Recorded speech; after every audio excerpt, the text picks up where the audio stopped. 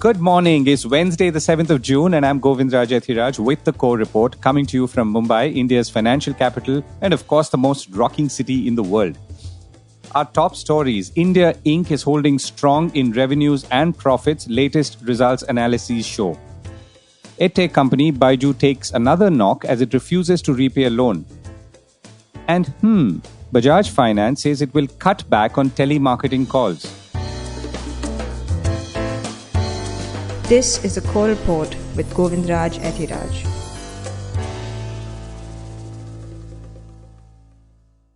India's companies are on a strong footing. India's macro GDP numbers may have grown a little slowly over the last 3 years, but India's companies have done well, particularly in the last quarter of the last financial year, that's 22-23. A study of 2,096 companies by Bank of Baroda Research shows that growth in sales slowed down from 21% in the fourth quarter of 22 to 12% in the fourth quarter of 23.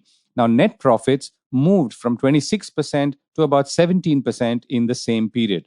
Within this, however, banks and financial companies, or BFSI as they are called, have done much better.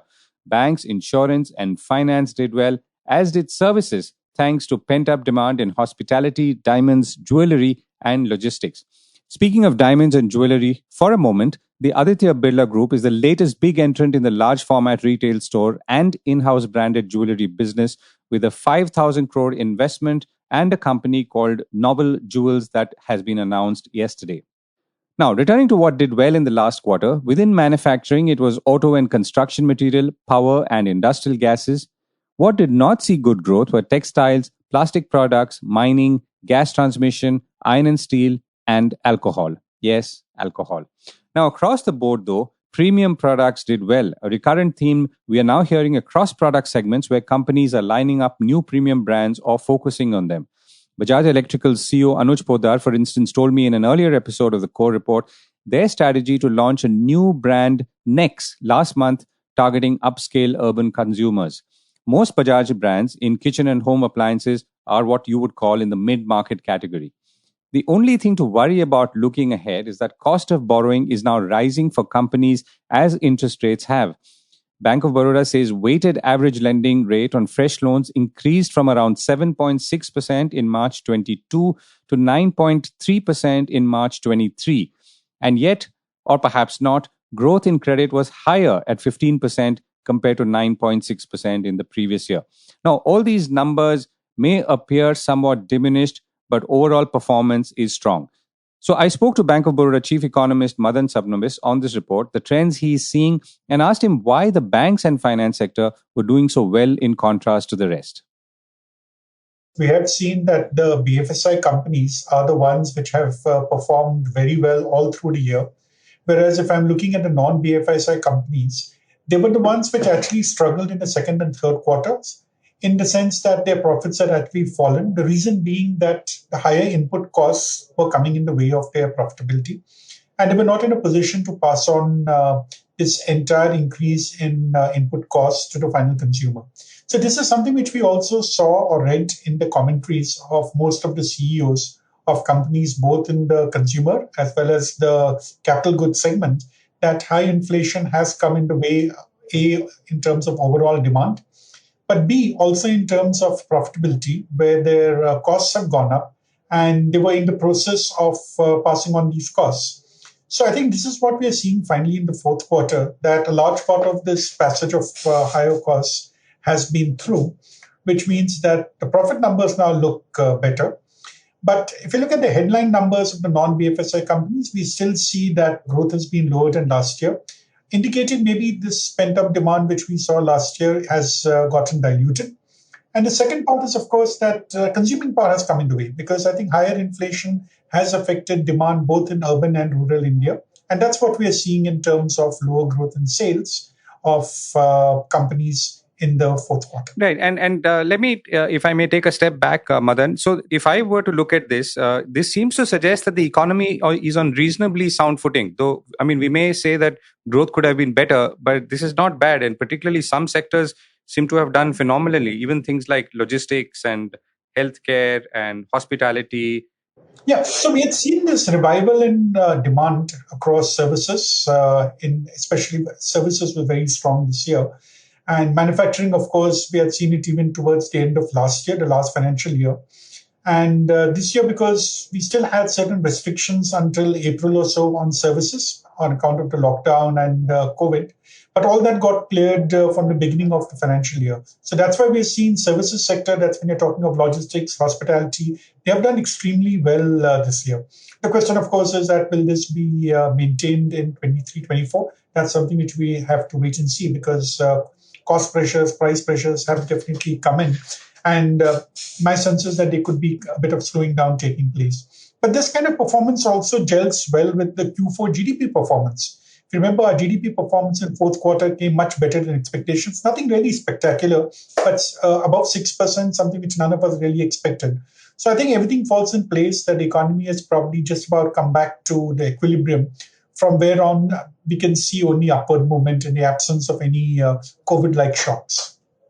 Right. And if you were to look ahead, which is for the next year, you did touch upon the fact that interest costs are rising, inflation, and there may be other factors that affect companies. But what's your sense when you look beyond that? I mean, companies obviously do well when consumers consume and buy things and so on. What's the outlook in that context? See, here, Govind, I would be a bit cautious, because when we're talking of inflation and higher prices, it's not just a case of 22-23, which saw inflation above 6%. If I look at cumulative inflation over the last 3 years, it's been in the region of around 18 to 19%. So when you're talking of continuous inflation affecting the real income of consumers, there would be a tendency for consumption to get affected going ahead. So I think with the pent-up demand phenomenon behind us, higher inflation of the past is something which can haunt us in this year. So I would be less sanguine about consumption actually growing at the same kind of pace as last year. So when we are talking in terms of GDP growth being lower than that of last year, we at Bank of Baroda looking at 6 to 6.5% compared to the 7.2% which was registered in 22-23. This will also mean that consumption is going to slow down. So what we see is that the non-consumption goods side, that is the capital goods section, could probably be doing better. More than capital goods, I think it's the infrastructure-related industries would be doing better, where the government would be providing the initial impetus through the capex, both the central as well as the state governments. That is something which could probably keep the infrastructure-related industries doing better. So I think things like metals, cement, to a certain extent, your electrical equipment, these are the sectors which would probably still see fairly stable growth. But from the consumption side, I think it's going to be, again, very much skewed. And what we saw this year of premiumization of products being the policy followed by a large number of consumer, both durable and non-durable goods companies, that is something which is going to continue to show the way even in 23-24. Yeah, indeed. Premiumization, as you say, is reflected very clearly and perhaps most vividly in automobiles and so many other products. Last question, Madan. So as a bank, how are you seeing lending and borrowing trends, particularly institutional or for that matter, even consumer? See, if I'm looking at last year, we had credit growth of around 15%. This time it's going to be more muted, but still it will be fairly respectable. So we're looking at a range of 12 to 14%. And once again, I think the thrust is going to come more from the retail segment because we have seen in 22-23 that notwithstanding the fact that interest rates went up and all retail loans are based on the external benchmark, which is the repo rate. This means that when the repo rate went up by 250 basis points, all the retail loans became more expensive by 250 basis points. But that did not really come in the way of growth in credit. So I think retail credit will continue to be the driver of credit. Maybe not the 20% growth which we saw last year, but something lower than that. And there could be some kind of uptick when you're talking of manufacturing, especially in the SME segment, even the larger companies, and probably also in the services segment led by the NBFCs. So it will be lower than last year, but definitely, I think, more or less stable in this region of around 12 to 14%. Right. Madan, thank you so much for joining me.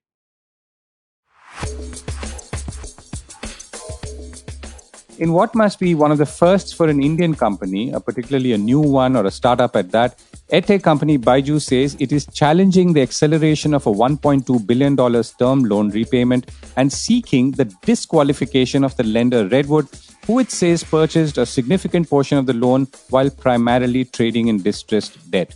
Now, Byju, which has raised some $6 billion in all in equity and debt, says it had to take these measures following a series of predatory tactics by its lenders led by Redwood.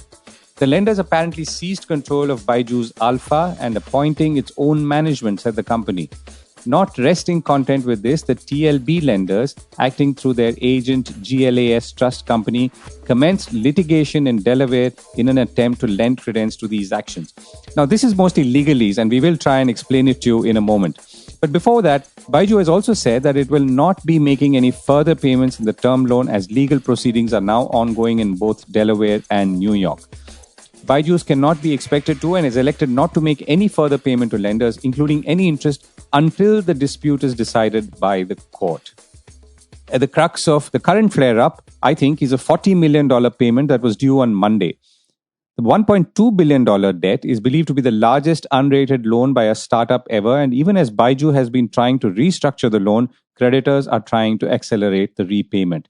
So now, just as I promised, to understand what's really going on here, and more importantly, what this means for the funding ecosystem, I'm joined by Deepak Shenoy, founder and CEO of portfolio management CapitalMind, based in Bangalore. The idea was Byju's, I think, raised about a $1.2 billion unsecured bond offering in the US in November 2021, if I remember right, because it reflected in their annual report in FY 21-22 in India, saying that there is a $1.2 billion loan that has been taken, and the repayment, well, I don't know how they plan to repay. Maybe it was through an IPO or through Akash and so on. They hadn't even paid for Akash at the time, so I don't know if they have paid Blackstone for their acquisition of Akash. Akash is the tutoring company that they acquired. Yes, and Akash Tutorials was sold by the founders of Akash to Blackstone a while back. Akash founders still own a stake, and they all need to be paid by Byju. So Byju has skipped the payment twice. Now, what has happened since then is that there were supposed to be payments made on this $1.2 billion loan on a regular basis. Part of it is interest. And one of the buyers of the loan, so since the bonds trade in the exchange, people can buy and sell. These bonds had fallen to 60 odd cents in the US per dollar. Some people have purchased this. It went back up to 78 cents because there was a bunch of negotiations between Byju's and the lenders.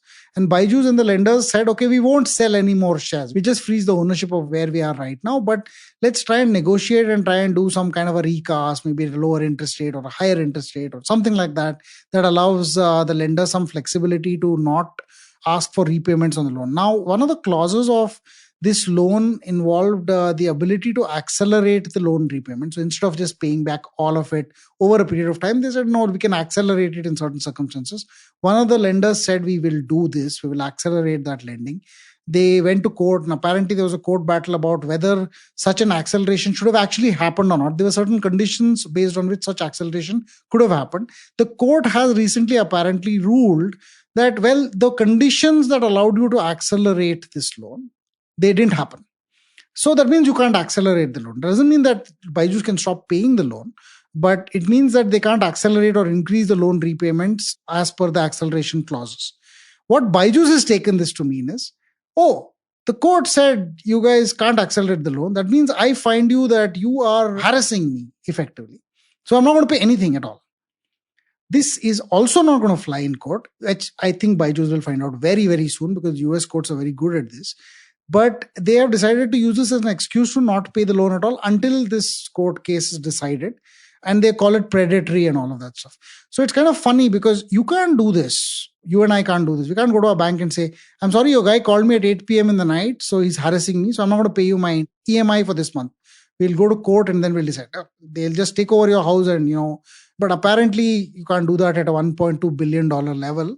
So it's kind of funny that it's happening. So now, Byju's, the last figures that I have in crores of rupees, revenue of about 2,280 crores, expenditure of 7,027 crores, and losses of about 4,560 crores. I mean, the exact numbers don't matter, but do they have the money to repay is my larger question. What the lenders are saying is there's $500 million missing. They're not getting valid answers of where that money is. And that is why they are actually pushing for accelerated repayment. That's also because the negotiations with the lenders went bust about 2 or 3 days ago.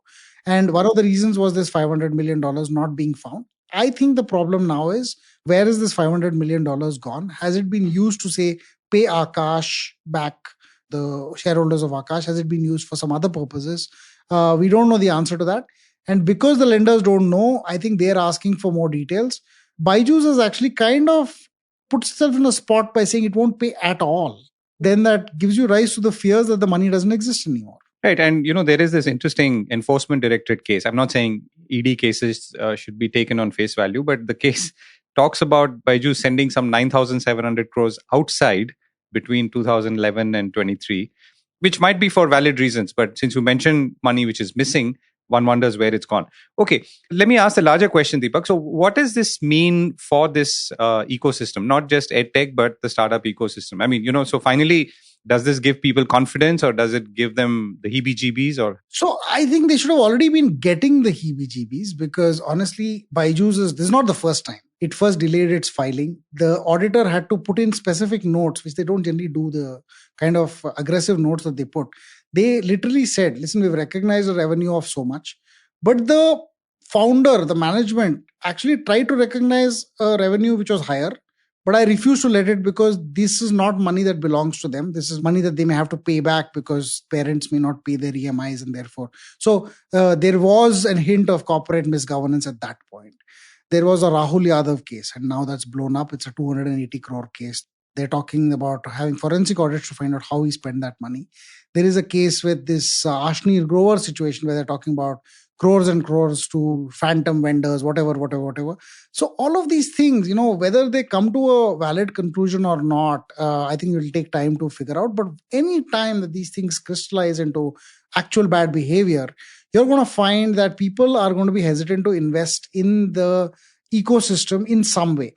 We've had for the largest time testosterone-driven investing into Indian startups, which means I will give you the money, just do whatever you want with it. In fact, don't do whatever you want. I don't care. Just take my money. This needs to have stopped a long time back. I'm just happy it's stopping now. But when it stops, it's not going to be an abrupt stop. It's actually going to be taking stuff in reverse for a while. There's no normal. The pendulum swings one way and then the pendulum swings the other way. So even the most honest founder is going to get questioned on anything that sounds like a questionable governance practice at the other extreme. And at the one extreme where we've been, no practice is questioned at all. So I think what will happen is the pendulum is shifting towards we will question everything, but it's not yet there. Everybody's into this, okay, these are edge cases. And then they'll find this in a lot of cases. I'm telling you, this is like bear markets are where evils shine. The skeletons come out of the cupboard, right? It happens in public markets. We know this. There are fires in companies when there are bad markets, simply because you can blame the fryer on bad production, bad sales, bad whatever, and all that stuff. That is just one form. There are so many forms of bad corporate governance that come out in bad markets. It's in bear markets that you find the true character of companies. And, honestly, I don't think our startups have been the best in terms of character. I think we'll see more skeletons roll out. Meanwhile, other signs of possible distress. Venture capital giant Sequoia said it is separating China and India and Southeast Asia businesses into independent firms. Sequoia said that China, India, and Southeast Asia businesses will become completely independent partnerships and distinct firms with separate brands no later than March 31st, 2024. Sequoia China will retain its current Chinese name and adopt the name Hongshan in English. Sequoia India and Southeast Asia will become Peak XV or Peak 15 partners, the firm said. Now, this does come at a time when funding is slowing down and capital flows into high-risk venture capital and, by extension, wild all or none technology bets have reduced.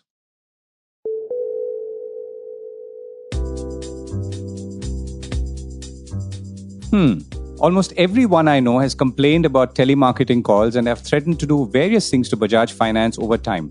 My sense is the best they've come up with is really funny memes. Be that as it may, the company seems to have heard and says is responding. Sanjeev Bajaj, chairman of Bajaj Finserv, said yesterday at a conference in Mumbai that it aims to bring down value of loans pushed through phone calls to less than 10% of its business, according to website Money Control, referring to a press conference he addressed. Apparently, Bajaj wishes to reach a point where they will no longer call people and ask them if they wish to take a loan. Our aim would ideally be to bring this business down to 10% and then to zero, so that our calls will only be service calls, Bajaj said. All promotional activity will happen through our digital channels. That is where we want to go, he said. More importantly, he said in 3 months' time, Bajaj Finserv's website and its mobile application will have an option where borrowers and investors and clients can choose to be never bothered again. We want to give people the right to be forgotten by us, he said. Bajaj also said fake call centers are responsible for pushing such calls. We recently busted a 400-member organized fraud call center just outside of Mumbai, he said at a conference.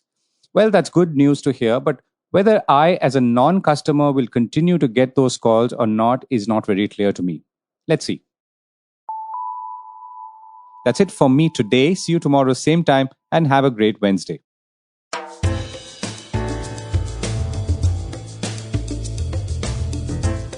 This was the Core Report with me, Govindraj Ethiraj. Do stay connected with more of our coverage at the Core. You can check out our website or sign up to our newsletter at www.thecore.in. That is www.thecore.in, or follow us on LinkedIn, Twitter, and Facebook as well. Now, we would love your feedback on how we can make business more interesting and relevant to you, including our reporting on India's vibrant manufacturing sector. Write to us at feedback@thecore.in.